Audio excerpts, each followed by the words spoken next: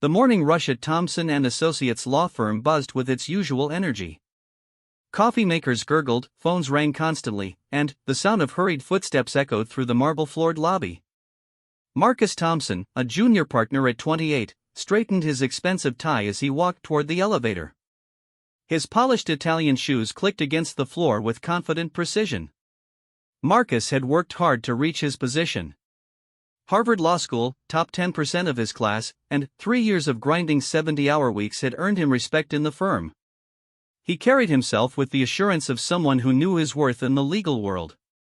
The elevator doors opened on the 15th floor, revealing the reception area. Behind the curved mahogany desk sat a woman Marcus had never seen before. She appeared to be in her 40s, with graying hair pulled back in a simple ponytail. Her clothes were neat but clearly not expensive, a basic navy blazer that had seen better days and a white blouse that looked like it came from a department store clearance rack. Marcus approached the desk, glancing at the temporary nameplate that read Sarah Martinez, receptionist. His eyebrows raised slightly. The firm usually hired young, polished women for front desk positions. Someone who looked like they belonged in the upscale environment that impressed clients. "Good morning," Sarah said with a warm smile. "How can I help you?" "Marcus Thompson," he replied, his tone carrying just enough authority to establish his position. "I'm a partner here. I haven't seen you before." "I started yesterday," Sarah explained. "I'm filling in while Jennifer is on maternity leave." Marcus nodded absently, already mentally categorizing her as temporary help. His attention drifted to her desk setup. Instead of the usual expensive leather accessories and designer pen set, Sarah had a simple coffee mug with a faded logo and a small framed photo he couldn't quite make out.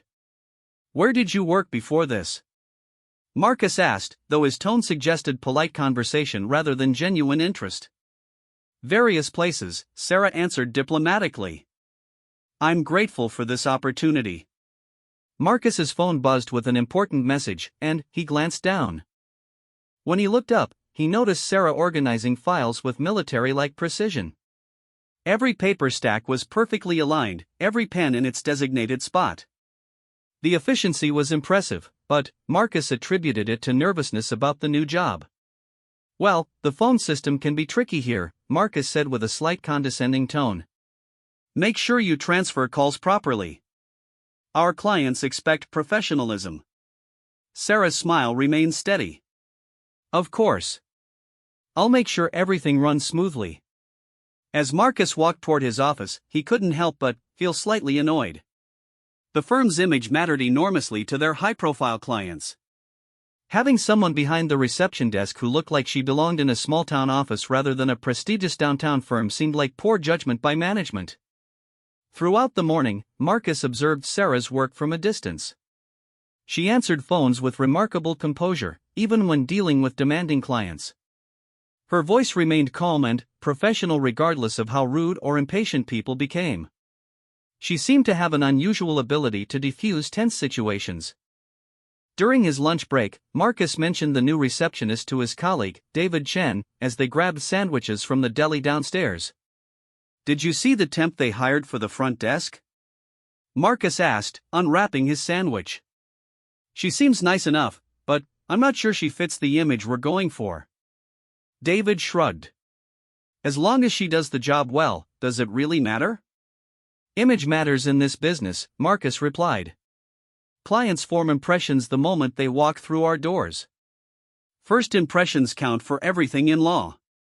Back in the office that afternoon, Marcus had a client meeting scheduled with Richard Wolf, a wealthy businessman known for his demanding nature and quick temper. Wolf Industries was one of the firm's biggest accounts, and keeping him happy was a priority for everyone. Marcus watched from his office doorway as Wolf approached the reception desk. The man's face already showed irritation, probably from traffic or some other minor inconvenience that had set him off before he even arrived. "Richard Wolf for Marcus Thompson," Wolf announced brusquely, not even looking at Sarah directly. "Good afternoon, Mr. Wolf," Sarah replied warmly. "Mr. Thompson is expecting you. Can I get you some coffee while you wait?" "He's just finishing up a call." "I don't have time to wait," Wolf snapped. This meeting was scheduled for 2 o'clock. It's 2 o'clock. Instead of becoming flustered or defensive, Sarah maintained her calm demeanor. I completely understand your time is valuable. Let me check with Mr. Thompson right now. She picked up the phone and spoke quietly into it. Marcus, who had been watching the interaction, quickly wrapped up his call and emerged from his office. Mr. Wolf, my apologies for the slight delay, Marcus said, extending his hand. But Wolf wasn't paying attention to Marcus. He was staring at Sarah with a puzzled expression, as if trying to remember something. Have we met before? Wolf asked Sarah suddenly. Sarah looked up calmly. I don't believe so, sir. Perhaps I have one of those familiar faces. Wolf studied her for another moment, then shook his head and turned to Marcus. Let's get this meeting started. As Marcus led Wolf toward the conference room, he glanced back at Sarah. Something about that exchange had been odd. Wolf was not the type of person to make small talk with support staff, and his expression had been genuinely confused, not just politely curious. The meeting with Wolf went well, but Marcus found himself distracted. When they finished, Wolf stopped again at the reception desk. What did you say your name was? He asked Sarah. Sarah Martinez, she replied. Martinez. Wolf repeated slowly. You know, you remind me of someone. Someone I met years ago under very different circumstances. Sarah's expression remained politely neutral. I hope it was someone pleasant. Wolf smiled slightly, an unusual occurrence. Actually, yes. Very much so. After Wolf left, Marcus approached Sarah's desk. He seemed to recognize you. Are you sure you haven't met him before? People sometimes think they recognize me, Sarah said simply. I suppose I have one of those faces. Marcus wasn't entirely convinced, but he had other matters to attend to. The rest of the afternoon passed normally, with Sarah handling her duties with quiet efficiency. As the day wound down, Marcus gathered his things to leave. Most of the staff had already gone home, but Sarah was still at her desk, finishing up some filing. Long first week? Marcus asked as he passed by. Not at all, Sarah replied. I appreciate having steady work. Something in her tone made Marcus pause. If you don't mind me asking, what kind of work were you doing before this? Sarah looked up from her filing. For a moment, Marcus thought he saw something deeper in her eyes, a gravity that seemed at odds with her quiet demeanor. Various jobs, she said simply. I've had quite a few different experiences over the years. Marcus nodded and headed toward the elevator. As he waited for it to arrive, he found himself curious about the new receptionist. There was something about her that didn't quite fit the story she was telling. She carried herself with a quiet confidence that seemed unusual for someone applying for temporary reception work. The next morning, Marcus arrived early to prepare for an important presentation. The office was mostly empty, but Sarah was already at her desk, looking as composed as if she'd been there for hours. You're here early, Marcus commented. I like to be prepared, Sarah replied. Old habits. Military habits? Marcus asked, noting again her precise organization and early arrival. Sarah smiled but didn't elaborate. Something like that. As Marcus headed to his office, he made a mental note to ask human resources about Sarah's background. Not because he suspected anything problematic, but because his curiosity was getting the better of him. The morning brought several challenging calls and demanding clients, but Sarah handled everything with remarkable composure. Marcus began to notice that she had an unusual ability to calm angry clients and efficiently manage multiple tasks simultaneously. Around 10 o'clock, an elderly man entered the lobby. He walked slowly, using a cane, and wore a veteran's cap. Marcus watched as Sarah's entire demeanor changed when she saw him. Excuse me, the man said to Sarah. I'm looking for someone who might be able to help me with a legal matter. Of course, Sarah replied, her voice taking on a particularly gentle tone. Let me see who might be available to speak with you. As Sarah made calls to find an attorney who could assist the veteran, Marcus noticed tears in her eyes. The emotion was subtle but unmistakable. When she finally connected the man with one of the senior partners who specialized in veteran affairs, she personally walked him to the office. "Take care of yourself," Marcus heard her tell the veteran as she shook his hand. The veteran looked at her carefully. "You take care too, young lady. And thank you for your service." Sarah's face went pale, but she simply nodded and walked back to her desk. Marcus pretended to be busy with paperwork, but his mind was racing. The veteran's comment suggested Sarah had military experience herself. But what kind of experience, and why was she working as a temporary receptionist? The pieces of a puzzle were beginning to form in Marcus's mind, but he couldn't quite see the complete picture yet. All he knew was that Sarah Martinez was far more than she appeared to be, and his assumptions about her were probably completely wrong. The following Monday brought unexpected chaos to Thompson and Associates. A burst water pipe on the floor above had damaged several offices over the weekend, forcing the firm to relocate staff and reschedule important meetings. Marcus arrived to find the usually pristine lobby filled with maintenance equipment and temporary furniture. Sarah was already coordinating with building management, insurance adjusters, and staff members with remarkable efficiency. She had created a handwritten chart showing which offices were usable, which clients needed to be contacted about meeting changes, and what equipment needed to be moved. "Sarah, this is incredibly organized," said Patricia Williams, the firm's managing partner, as she surveyed the situation. "How did you put this together so quickly?" "Crisis management," Sarah replied simply. "You learn to prioritize and organize when situations get complicated." Marcus watched as Sarah calmly directed traffic, rerouted phone calls, and somehow managed to make the disrupted office feel almost normal. Her ability to think clearly under pressure was remarkable, more like someone with extensive emergency response training than a temporary receptionist. "Where exactly did you learn crisis management?" Marcus found himself asking during a brief quiet moment. Sarah glanced up from her notes. "Life experience.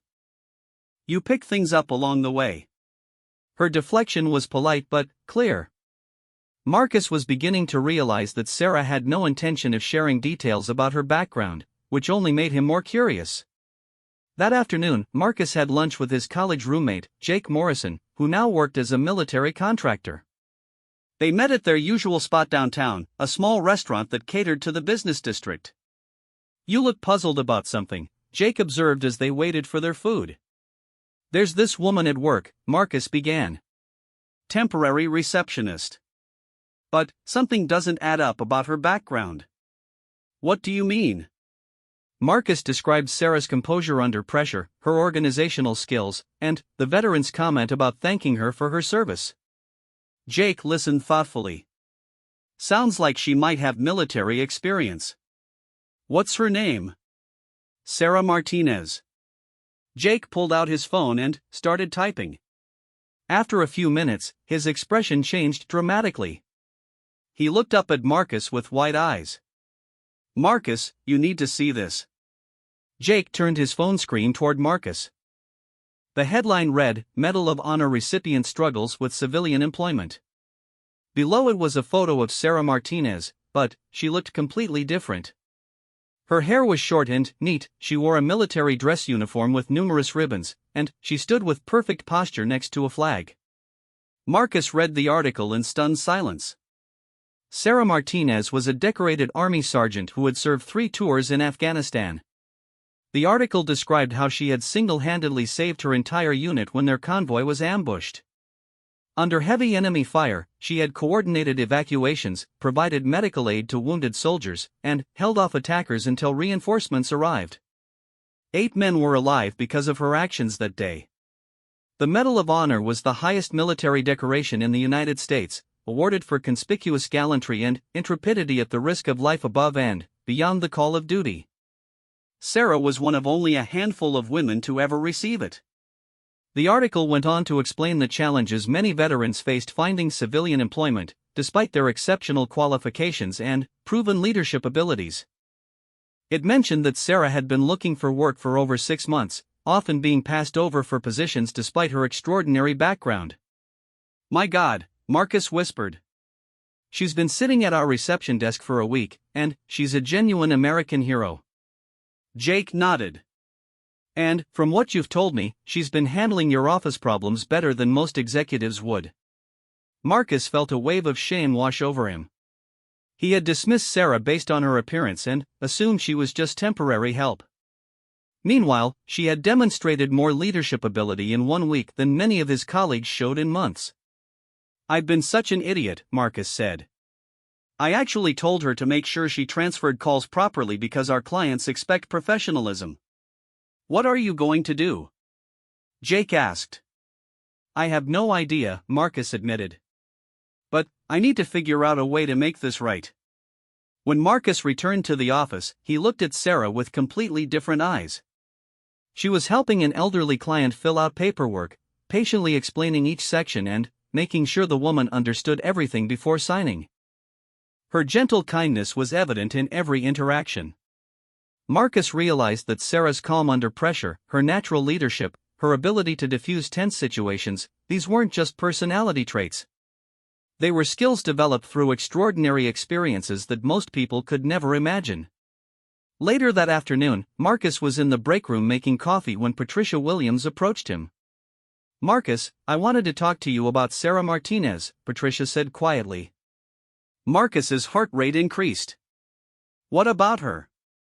"I did some research on her background after seeing how she handled this morning's crisis." "Do you know who she is?" Marcus nodded. "I just found out today."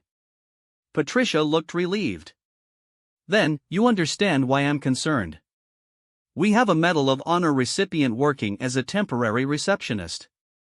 It's not just inappropriate, it's embarrassing for us as a firm." "What do you mean?" Marcus asked. "We need to find her a real position here. Someone with her leadership experience and proven ability under pressure would be valuable in any number of roles.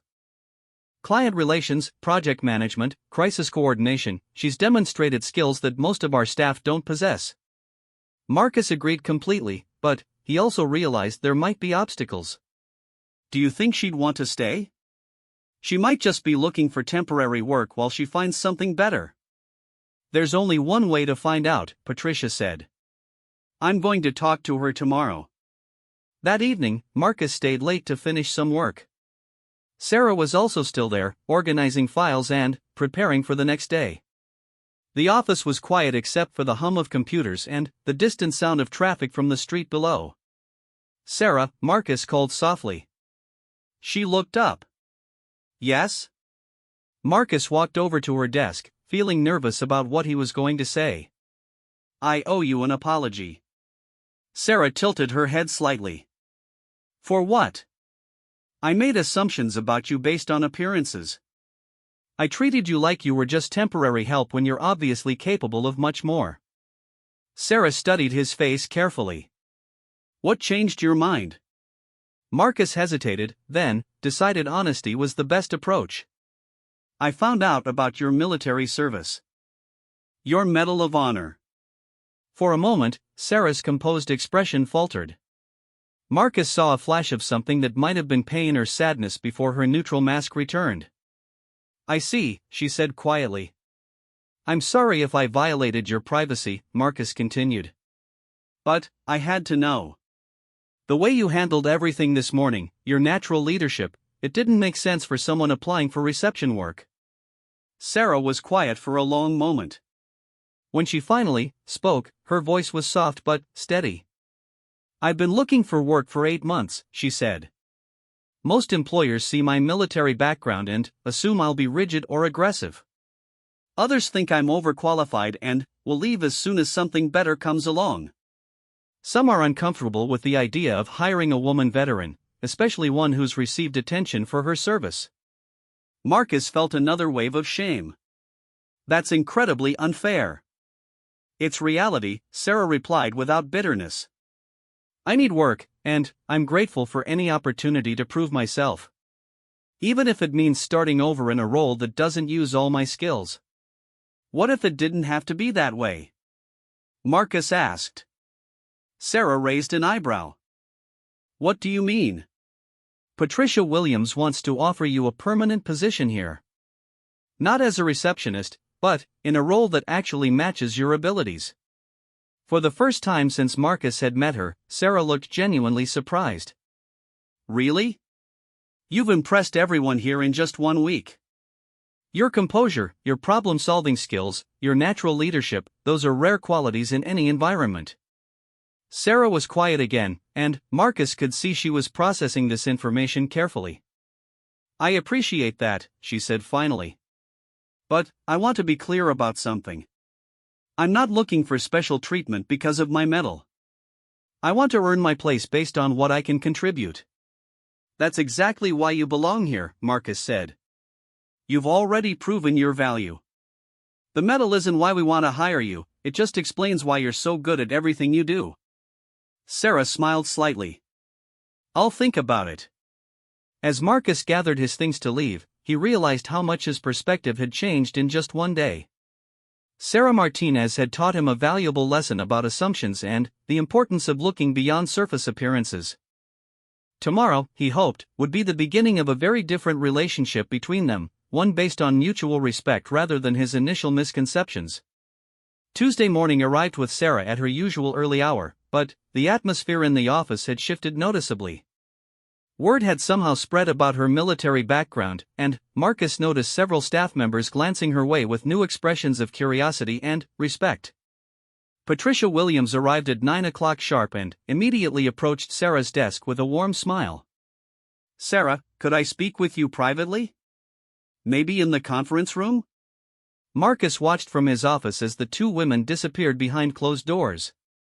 Through the glass walls, he could see an animated conversation taking place, with Patricia gesturing enthusiastically and Sarah listening intently. 20 minutes later, they emerged with Sarah looking thoughtful but pleased. Patricia stopped by Marcus's office on her way back to her own. I offered her the position of Director of Client Relations and Crisis Management, Patricia said. It's a newly created role that would put her in charge of handling our most challenging clients and managing any emergency situations that arise. What did she say? Marcus asked. She wants to think about it over the weekend. She's concerned about whether the other staff will accept her in a leadership position, given that she's been working as a receptionist. Marcus nodded. That's a legitimate concern. Some people might resent the rapid promotion. Which is why I'm counting on you to help smooth the transition, Patricia said. You've worked closely with her this week. People respect your opinion. Throughout the day, Marcus made a point of mentioning Sarah's exceptional abilities to his colleagues. He described her crisis management skills during the flooding incident and her natural leadership qualities. Most people seemed genuinely impressed, though a few appeared skeptical about such a quick promotion. Around lunchtime, an incident occurred that would prove to be pivotal in changing everyone's opinion of Sarah. Charles Hammond, one of the firm's most difficult clients, stormed into the lobby in a fury. Hammond owned a chain of restaurants and was known for his volatile temper and unreasonable demands. His face was red with anger, and his voice could be heard throughout the office. "Where is Thompson?" Hammond shouted at Sarah. "I want to see him right now." "Mr. Hammond, please have a seat and I'll check his availability," Sarah replied calmly. "I don't want to have a seat." Hammond slammed his fist on her desk. "Your firm has completely screwed up my contract negotiations. I want answers and I want them now." Marcus emerged from his office, along with several other attorneys who had heard the commotion. Hammond's outburst was drawing attention from everyone on the floor. "Charles, what's the problem?" Marcus asked, approaching cautiously. "The problem is incompetence," Hammond yelled, turning his anger toward Marcus. "Your associate missed a critical deadline, and now I'm looking at a lawsuit that could cost me millions." Marcus knew about the Hammond situation. The missed deadline was indeed serious, but it had been caused by Hammond himself failing to provide necessary documents despite multiple requests. However, trying to explain this to Hammond in his current state would be like pouring gasoline on a fire. Sarah stood up from her desk and walked around to face Hammond directly. Her movement was fluid and confident, and something in her posture immediately commanded attention. "Mr. Hammond," she said in a voice that was calm but carried unmistakable authority. "I understand you're frustrated about a serious business matter. That's completely reasonable. But raising your voice and making threats isn't going to solve the problem." Hammond turned his fury toward her. "Who the hell are you to tell me how to behave? You're just a secretary." The office went completely silent. Everyone could sense that Hammond had crossed a line, but they weren't sure what would happen next. Sarah's expression didn't change, but Marcus noticed her posture shift slightly. She stood straighter, her hands relaxed at her sides, and her voice took on a tone that suggested she was accustomed to being obeyed. "Sir, I'm going to ask you to lower your voice and take a seat. We can resolve this situation, but not while you're disrupting the workplace and intimidating staff members." Hammond's face turned an even deeper shade of red. "You can't tell me what to do. I'll have you fired for speaking to me that way."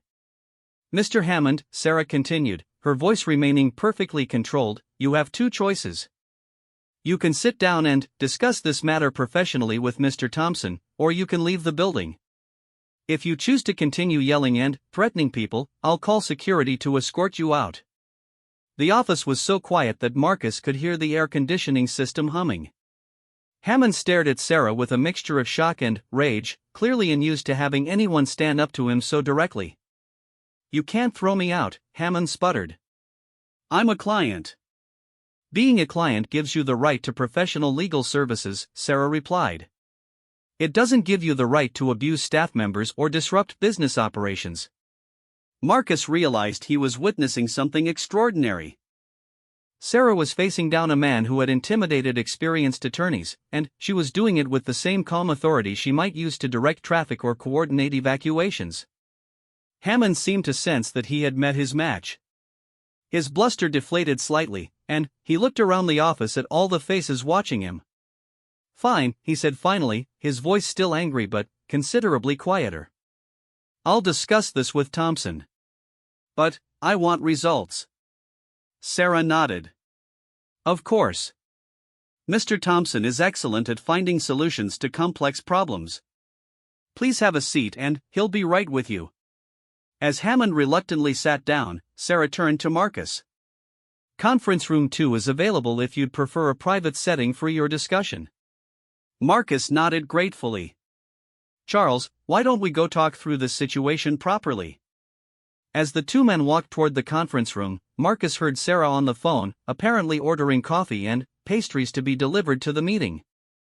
Her ability to think several steps ahead continued to impress him. The meeting with Hammond lasted 2 hours, but it was productive. Marcus was able to explain the timeline issues and work out a solution that satisfied the client. When they emerged from the conference room, Hammond stopped at Sarah's desk. "I owe you an apology," he said quietly. "I was out of line earlier." Sarah smiled warmly. "Thank you for saying that, Mr. Hammond. I hope everything works out well for your business." Hammond nodded and left without any of his earlier bluster. As soon as the elevator doors closed, the office erupted in conversation. "Did you see that?" whispered Jenny from accounting. She completely shut him down. "I've never seen anyone handle Hammond like that," added Tom from litigation. "Usually he storms out threatening to sue us." Marcus approached Sarah's desk as the crowd dispersed. "That was incredible. Where did you learn to de-escalate situations like that?" Sarah's smile was modest. "Angry people are the same everywhere. You stay calm, set clear boundaries, and give them a way to save face. It usually works." "Usually?" Marcus asked. "Sometimes you have to be more persuasive," Sarah replied with a slight grin that suggested there was more to that story. The rest of the afternoon passed with various staff members finding excuses to stop by Sarah's desk. Word of the Hammond incident had spread quickly, and people were seeing her in a completely different light. David Chen pulled Marcus aside near the end of the day. "I heard Patricia offered Sarah a director position. After watching her handle Hammond, I think it's a brilliant move." That woman has leadership skills I've never seen before. Marcus agreed. She makes it look effortless, but I think there's a lot more behind it than most people realize. As the office emptied for the evening, Marcus found himself alone with Sarah again. She was reviewing some files that had been damaged in the weekend flooding, carefully determining what could be salvaged. So, Marcus said casually, have you thought any more about Patricia's offer? Sarah looked up from her work. Actually, yes. I've decided to accept it. Marcus smiled broadly. That's fantastic. What changed your mind? Today showed me that I can fit in here, Sarah explained. People were willing to accept my authority when it mattered. That's not something I can take for granted. The Hammond situation? Among other things. But also the way everyone has treated me since they learned about my background. I was worried people would either put me on a pedestal or think I was trying to capitalize on my military service. Instead, they're judging me based on what I can contribute. Marcus nodded. You've earned their respect through your actions, not your decorations. Exactly. That's all I've ever wanted, a chance to prove myself based on merit. Sarah paused in her filing and looked directly at Marcus. I owe you thanks, by the way. For what? For giving me a chance to show what I can do, even when you had doubts about me initially. And for being honest about those doubts.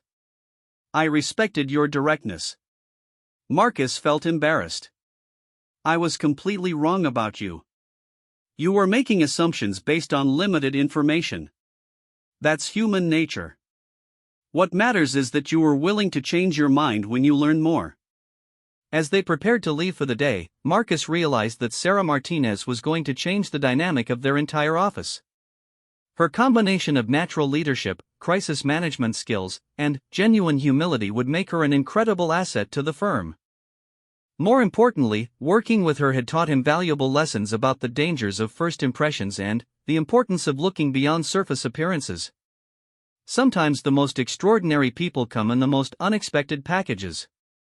3 months had passed since Sarah Martinez officially became Director of Client Relations and Crisis Management at Thompson & Associates. The transformation in the office culture was remarkable, and Marcus often found himself reflecting on how wrong his initial impressions had been.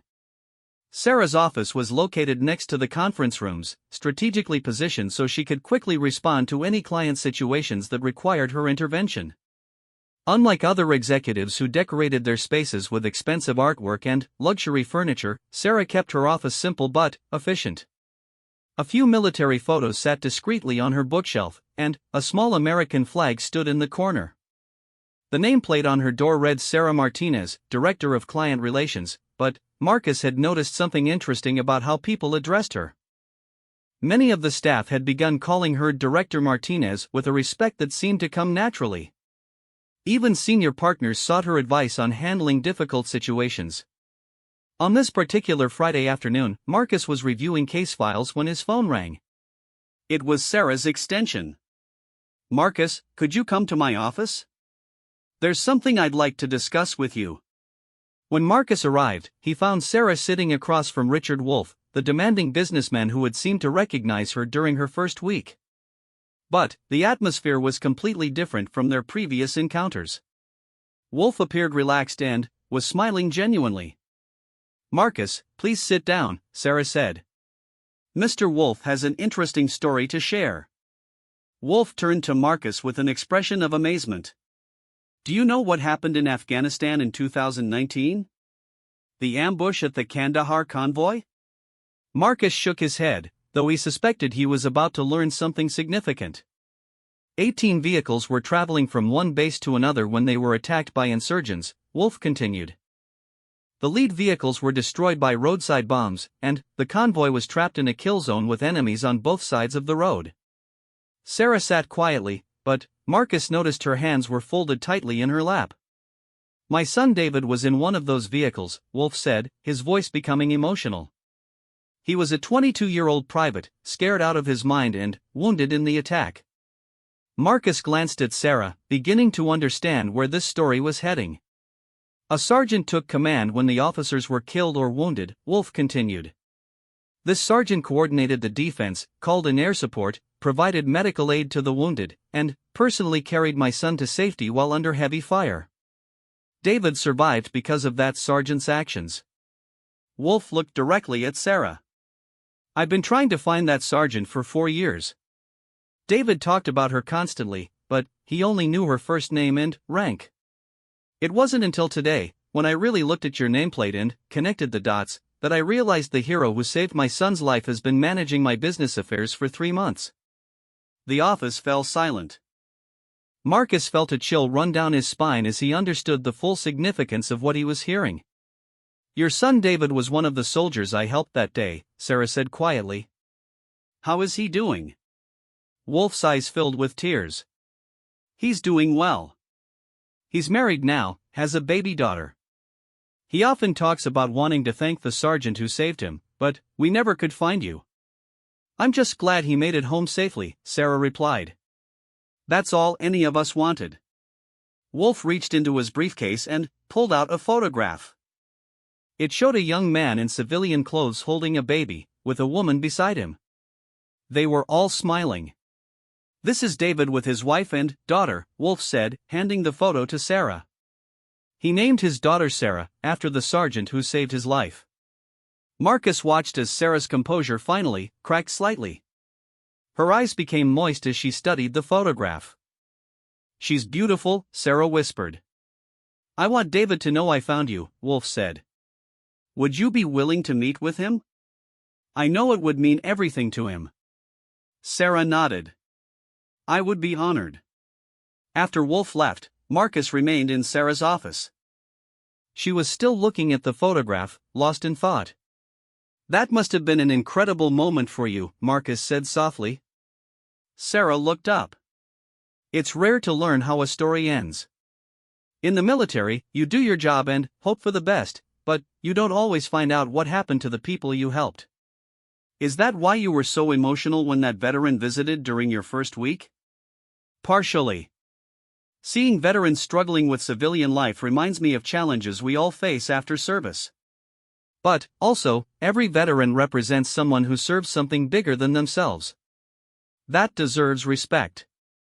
Marcus paused, then asked a question that had been on his mind for months.